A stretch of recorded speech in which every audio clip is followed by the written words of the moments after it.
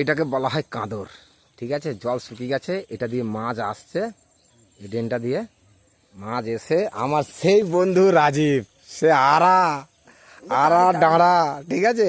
আর যে জিনিসটা মানে গ্রামে যেভাবে মাছটা ধরা হয় সেই জিনিসটা দেখো, আমি এই ভিডিওটাই চাইছিলাম যে আমার বন্ধু কি মাছ ধরা কি জিনিস বানিয়েছে, দেখো এটা, এই যে এইটা, ও ওইখান থেকে যে মাছ পড়েছে না, কিছু পড়েছে না, এক দুটো পড়েছে না। রাজীব, সে প্রাথমিক পদ্ধতিটা এখনো চালিয়ে যাচ্ছিস না এইভাবে? হ্যাঁ মা, একটা হালা কাঁদেরও মাছ সব তুলিয়ে নিস, তাই তো? তো সত্যি এটা একটা মানে একটা হেভি জিনিস। আমি ভাবছিলাম যে এই জিনিসটা যখন এতে আসছিলাম তো দেখছিলাম যে না, কি বলি, মাছ পড়েছিল, কেউ উঠে নেমেছিল তো ওখানে।